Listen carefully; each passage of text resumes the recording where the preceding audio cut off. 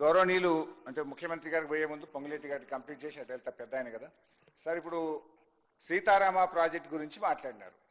మరి సీతారామ ప్రాజెక్టుకు శంకుస్థాపన చేసినప్పుడు కేసీఆర్ గారు పక్కనే ఉన్నారు కదా వారు he was very much presence in that meeting.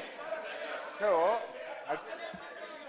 మాయ మాటలు మాయ కథ రోజుకొక డ్రామా చేసే స్వభావం కాదు. మీరు విజువల్స్ తీసుకోండి. మీరు సీతారామ ప్రాజెక్టు చేసేటప్పుడు మీ పార్టీలోనే నేను లేను.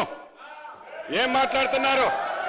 మళ్ళీ చెప్తున్నా, మీరు ఏ ప్రాజెక్టు కట్టినా మీరు గుండె మీద చేసుకొని గుండె మీద చేసుకొని చెప్పండి. హరీష్ రావు గారు, ఏదైతే ఆనాటి ముఖ్యమంత్రి కేసీఆర్ గారు అక్కడ ఏదైతే ఆ కంప్యూటర్ ఆపరేటర్ చూపించే బొమ్మని గూగుల్ చూపించి మీరు డిజైన్లు చేశారే తప్ప తెలంగాణ ప్రజల కష్టాలు, తెలంగాణ ప్రజల సొత్తుని కాపాడాలని ఉద్దేశంగా మీరు కూడా మాట్లాడే ఆ రోజు అవకాశం మీకే లేదు. నేనాడున్న మీ పార్టీలో సీతారామ చేసేనాడు గుర్తు తెచ్చుకోండి. అపోజిషన్ లీడర్గా ఉండి మీరు ఏదైతే ఖమ్మం జిల్లాలో ఫౌండేషన్ వేసేటప్పుడు రోళ్లపాడు దగ్గర నేను పార్లమెంటు సభ్యుడిగా వైఎస్ఆర్ కాంగ్రెస్ పార్టీలో ఉన్నా, గుర్తు తెచ్చుకోండి.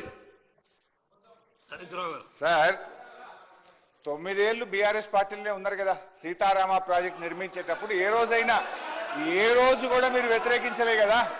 ఆ రోజు కూడా వ్యతిరేకించలే. ఎనీవే, అయితే బీఆర్ఎస్ లో ఉంటే ఒప్పు, కాంగ్రెస్ లో పోతే తప్పైతుందా సార్? ఎనీవే, ఇప్పుడు